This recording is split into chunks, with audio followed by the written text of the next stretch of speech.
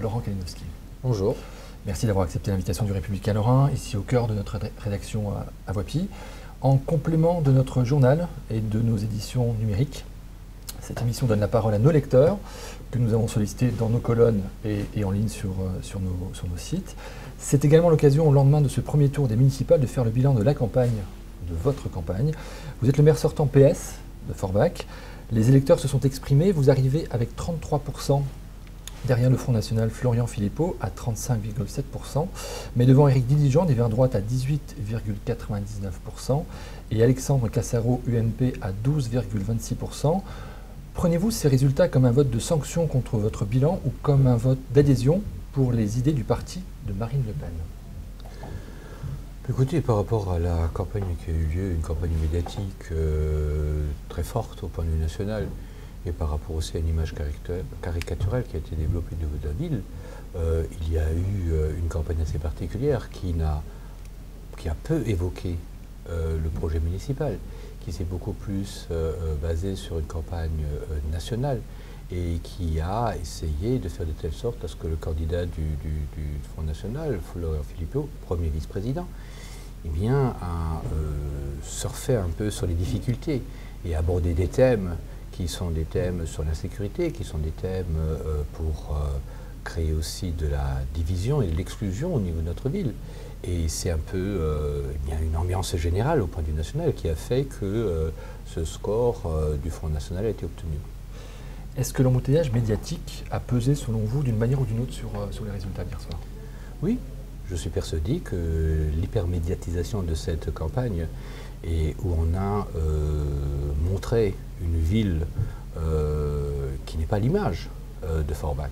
On a eu une approche caricaturale, où on a mis en exergue ce qui n'allait pas, où on a exagéré les problèmes de sécurité et les problèmes de la ville, alors qu'en fin de compte, il y a énormément de choses qui ont progressé.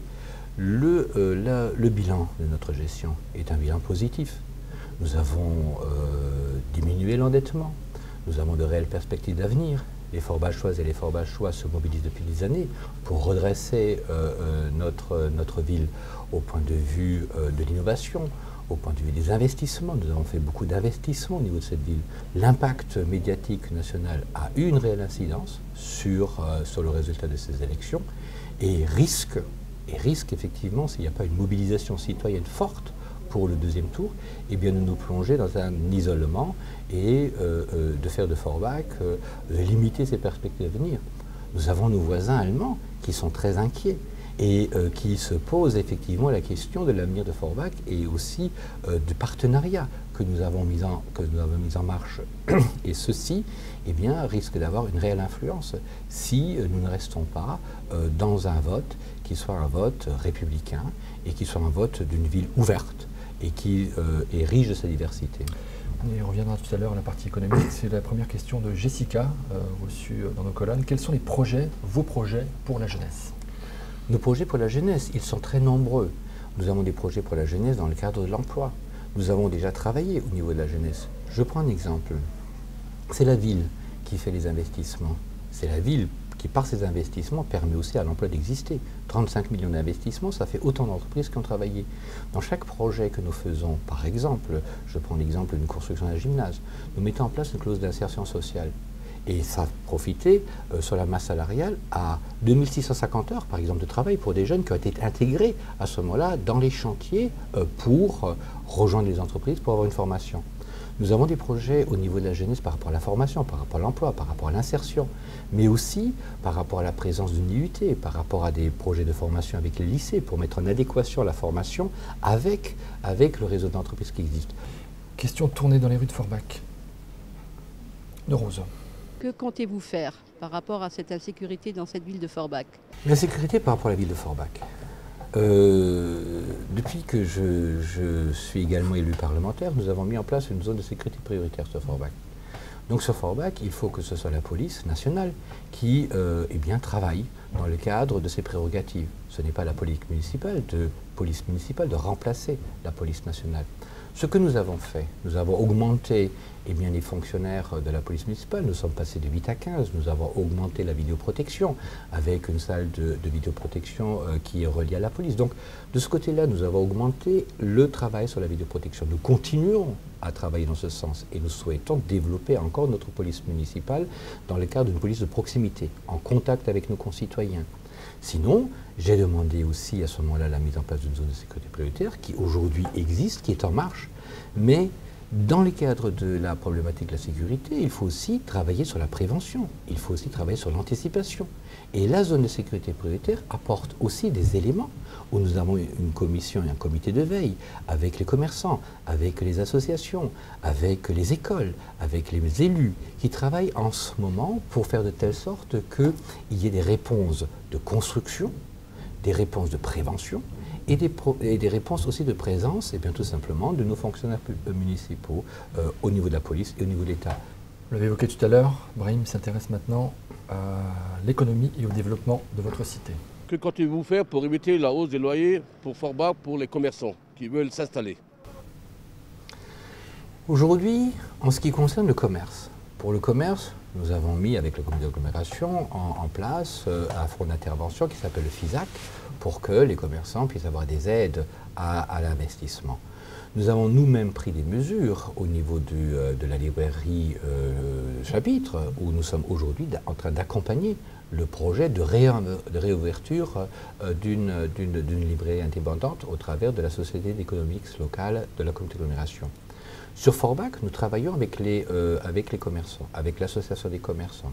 Nous avons créé une commission extra-municipale et nous sommes toujours en train de travailler avec concert sur des projets sur l'attractivité de Forbach. Je voudrais rappeler qu'il y a le cœur de ville, qui est un problème qui intéresse toutes les villes. Je vous ai rappelé tout à l'heure le chiffre d'affaires que nous faisons, qui est le 3e de Moselle. Il y a eu des développements depuis ces 6 dernières années.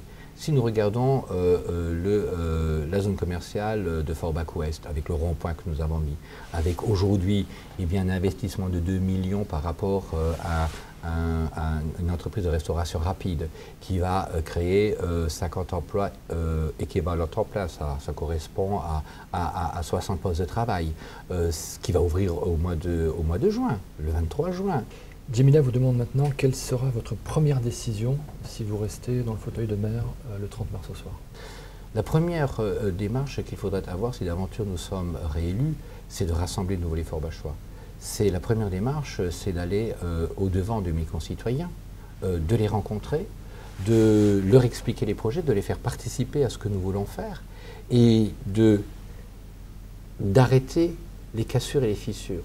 Vous savez, aujourd'hui, la présence médiatique, la campagne électorale populiste du Front National a créé une tension qui devient palpable. Il s'agit aujourd'hui de faire de telle sorte que notre ville se rassemble de nouveau derrière un vrai projet, derrière le nôtre, de faire de telle sorte que nous puissions avancer. Dernière question, Laurent Kalinowski, pourquoi ferez-vous un meilleur maire que vos concurrents le 30 mars ce soir si vous gagnez? Écoutez, j'ai l'expérience de mon premier mandat. Je suis parlementaire et je suis prêt à me mettre au service de ma ville. Pourquoi je ferai un meilleur maire? Mais parce que tout simplement, nous avons travaillé pendant 6 ans pour bâtir un socle, qui nous permet aujourd'hui d'engager directement les chantiers que nous avons mis en route. Je serai un meilleur maire parce que je veux être au service de ma ville, parce que je ne suis pas ici en train de défendre mon avenir personnel. Vous savez, avec les mandats que j'ai eus, mon avenir personnel, politique, il est plutôt derrière moi. Je suis libre aujourd'hui pour être au service de mes concitoyens. Je ne veux pas briller au point de vue national ou être tête de liste européenne. Et j'ai cette expérience de ma ville, je n'ai jamais été dogmatique. J'étais toujours dans l'intérêt collectif et je ferai un meilleur maire parce qu'effectivement, j'ai travaillé, que nous avons bien travaillé, que j'ai cette expérience et qu'en face de moi, il y a des candidats, quels qu'ils soient, les 3, qui n'ont jamais exercé un seul mandat municipal, même de conseiller municipal. Alors je ne dis pas qu'il ne faut pas commencer un jour, mais je pense que pour une ville de Forbach, il serait quand même important que l'élu qui va demain être le maire de Forbach aient au moins déjà eu une expérience d'élu.